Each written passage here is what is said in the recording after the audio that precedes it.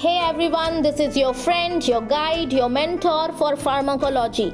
Let us start with routes of administration. As we have already done with ADME, that is pharmacokinetics, now it is the time that we should understand routes of drug administration. Now, drug administration, that means how or what is the path through which a drug can enter our body. So that is nothing but routes of drug administration. So number one is parenteral. Over here, number one, parenteral. Just remember, as the name you hear of parenteral, you should remember it is injection.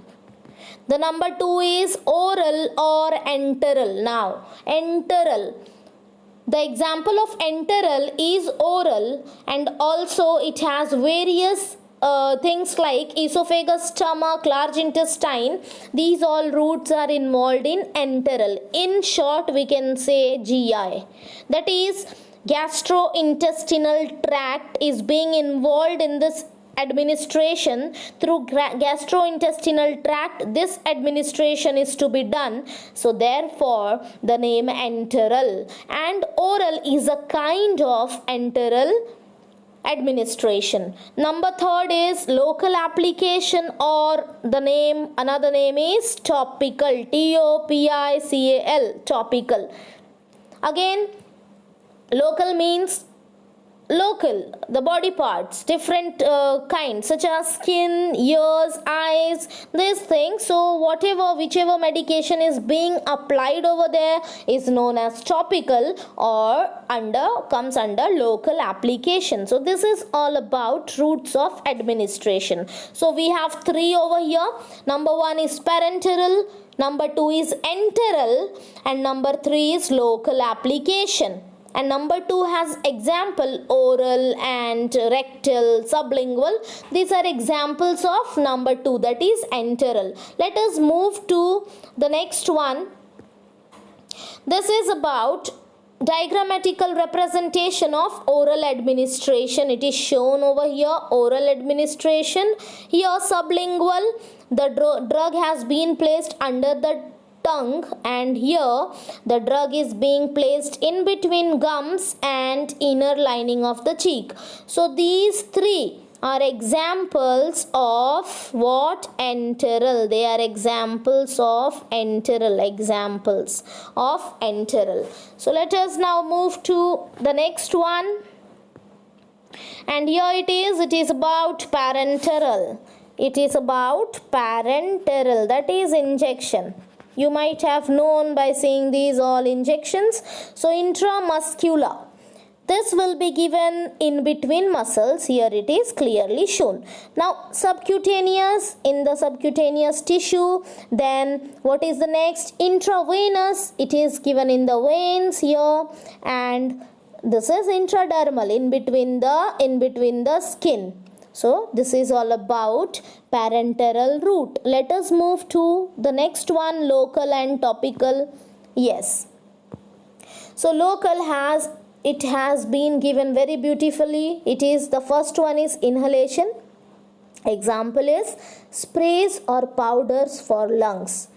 In asthmatic patients or allergic patients, we can see this. So this is also a kind of local or topical application. Now the next is being given as creams, ointments, lotions for skin, solutions, suspensions, ointments for ear or eye. So this is all about the topical or local application. Examples these all are examples. So let us move towards the next, and the next is very interesting. We all know the different routes, but at the same time we should be knowing about advantages and their disadvantages. So let us see advantages of oral route. Advantage is very simple. It is safe, as we all know, convenient, as we all know, and economical. Not so expensive, so economical route. Self medication is possible. We know we don't need help of any other person to take in a drug orally. So that is about the advantage, the second point. And withdrawal of drug is possible. At some point we feel like not having that drug, or we feel like we have mistakenly eaten another drug, so we can spit it out. So that is about withdrawal of drug. So these are the 3 points to be remembered as advantages of oral route. Let us now proceed towards its disadvantages. Now here, drug action is slow. Obviously it will be slow because it is not directly going in the bloodstream, so obviously it is slow. If the drug has bitter taste, so we cannot administer it. Some person throw it out. Some people feel like vomiting, nausea, so that is third point. Some drugs produce what? Nausea, vomiting, and so it is difficult to take in that drug. Then some of the drugs are inactivated by gastric enzymes. So the drugs which are being taken orally through oral routes, they can be inactivated by gastric enzymes. Now next is, it is not possible in unconscious patient. So this is also 100% correct. It will not be useful. This oral route is not useful for unconscious patient. So these are all disadvantages of oral route. Let us move to parenteral. Now, parenteral route and its advantages we are going to see. So the absorption is rapid and quick. Obviously, because it enters directly in the bloodstream, so rapid and quick. Accurate dose can be given, yes. Then accurate dose is, measured dose can be given. Drug enters directly in bloodstream, so it is in active form. Already we know this. Then it is useful in emergency, such as it can be administered in unconscious patient. So this is advantage of parenteral. Let us move to its disadvantages, because it also has some disadvantages. Yes, pain may be produced by injection. This is very correct. Pain may be produced. Abscess and inflammation at the site of injection. Abscess, that means a swelling on that particular portion, and in that yellow colored thick liquid can also be formed, that is pus. So abscess can be formed due to injection. At the same time, inflammation. Inflammation is nothing but the part becomes very swollen and red. So this is all due to injection.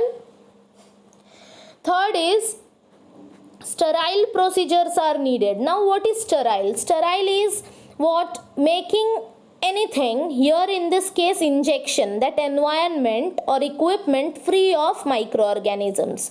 So unless there is sterile procedure and sterile equipments used, this type of route is very dangerous for the patient. So sterile procedures are needed, and it is expensive route, and self-medication is not possible. So these are disadvantages of parenteral route. Hope you understood this lecture. These were some of the routes of administration we saw about, and we saw about advantages and disadvantages of parenteral and oral route. So this is all for today's lecture. Thank you.